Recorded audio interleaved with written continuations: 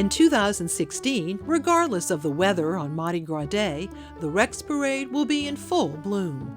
And at the helm is Rex Artistic Director Henri Schindler.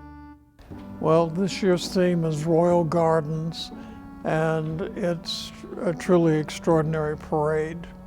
You know, the flowers in Rex have always been one of the elements that set it apart.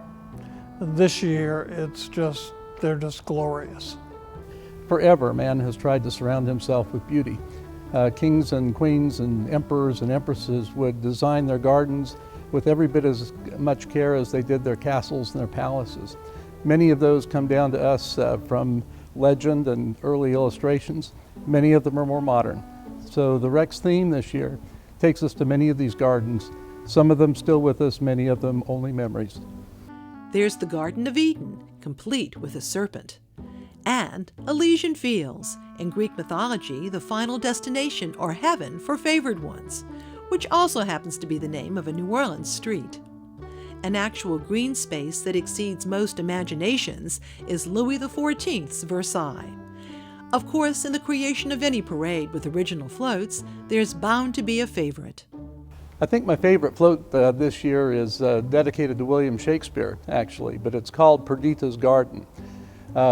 As we were preparing this parade, I had a phone call from an English professor here at one of our universities, and he mentioned that this was the 400th anniversary of William Shakespeare. Well, he consulted his other English professors. They went over all through Shakespeare's work, many gardens, and they settled on Perdita's Garden from The Winter's Tale. It's turned into a beautiful float and a nice story. It's hard to pick a favorite, but the floating gardens of Xochimilco in Mexico City is pretty close.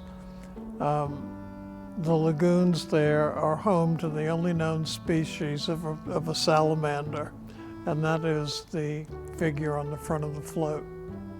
While most of the gardens featured remain only in memory or as legend, there's also a tribute to one of New Orleans' most beloved parks. City Park was begun in the 1850s, but in the 1930s expanded a great deal, and many of its most beautiful elements were added by a beloved sculptor, Enrique Alferez. His figure of a woman with a vase is the key sculpture on this beautiful float. Longtime artisan Randy Ernst concentrates on the enormous amount of gold leafing that adorns the parade. Raymond Bowie has been working on the floats for 20 years. There's yet another old world touch. The wooden wheels and the old chassis create wonderful effects of shake, rattle, and roll.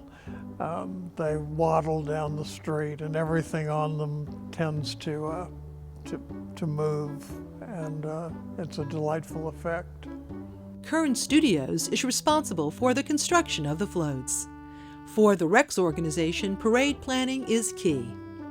The Rex Den is one of the most remarkable artist studios you could ever imagine. Year-round, this den is active, but the planning goes on for years before that. We anticipate themes several years in advance, sketches starting with rough sketches, and then really very beautiful finished sketches to build these floats each year.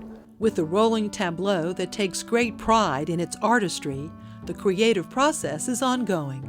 So when the floats come in off the parade route, everything starts over again. All of the decorations come off, all the sculptures come off, and they're painted over white. And imagine 20 new artists' canvases in a studio, sketches ready to go, the paint goes on, sculptures are brought in, attached, flowers are added, and a beautiful new parade is ready to roll. And this year's Rex Parade reminds us to everything a season. And this time for Rex, the focus is the flower.